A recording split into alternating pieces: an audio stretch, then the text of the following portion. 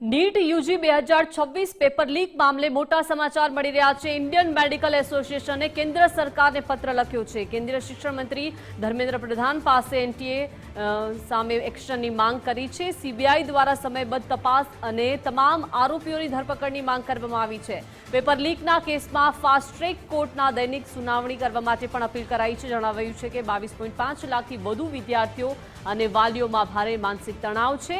NEET પરીક્ષા હવેથી online મોડમાં લેવા માટે હવે પત્રમાં ભલામણ કરવામાં આવી છે। પરીક્ષાની કામગીરીમાં રાજ્ય સરકારોને વધુ જવાબદારી સોંપવા માંગ થઈ છે, તો પરીક્ષા પ્રક્રિયામાં પારદર્શિતા અને સુરક્ષાની આઈએમએની અપીલ કરવામાં આવી છે। એટલે કે નીટ યુજી 2026 જો પેપર લીક થયું છે તેને લઈને હવે કેન્દ્ર સરકારને પત્ર લખવામાં આવ્યો છે। વિવિધ માંગણીઓ કરવામાં આવી છે। વધુ વિગતો સાથે સંવાદદાતા સંજય જોડાઈ ગયા છે। સંજય, પેપર લીક થયું અને હવે કેન્દ્ર સરકારને પત્ર લખવામાં આવ્યો છે, એનટીએ સામે એક્શનની માંગ થઈ છે।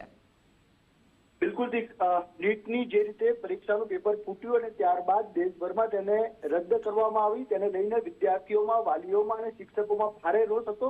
ત્યારે હવે જે છે ઇન્ડિયન મેડિકલ એસોસિએશન પણ મેદાનમાં આવ્યું છે અને કેન્દ્રીય શિક્ષણ મંત્રી ધર્મેન્દ્ર પ્રધાનને પત્ર લખ્યો છે અને એનટીએ કે જે આ પરીક્ષા લેતી હોય છે તે સંસ્થાને તાત્કાલિક અને કડક કાર્યવાહી તેની સામે કરવામાં આવે તેવી માંગણી કરવામાં આવી છે। સીબીઆઈ દ્વારા તપાસ કરવામાં આવે અને આરોપીઓની ધરપકડ થાય, તેને ફાસ્ટ ટ્રેકમાં કોર્ટમાં તેનો કેસ ચાલે અને તેનો ઝડપી તેમને સજા થાય તેવી પણ માંગણી કરવામાં આવી છે। મહત્વનું છે કે 22 લાખથી વધુ વિદ્યાર્થીઓ અને વાલીઓ આ માનસિક તણાવ અને જે અનિશ્ચિતતા ઉભી થઈ તેના ભોગ બન્યા છે। ત્યારે દેશભરમાં 551 શહેરોમાં પરીક્ષા યોજાઈ હતી।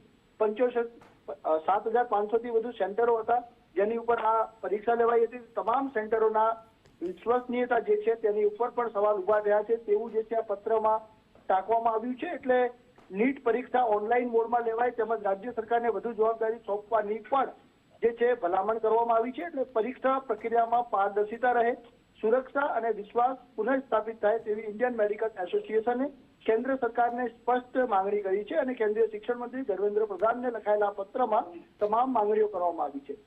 જી સંજય, આભાર વિગત સાથે જોડાયા તે બદલ।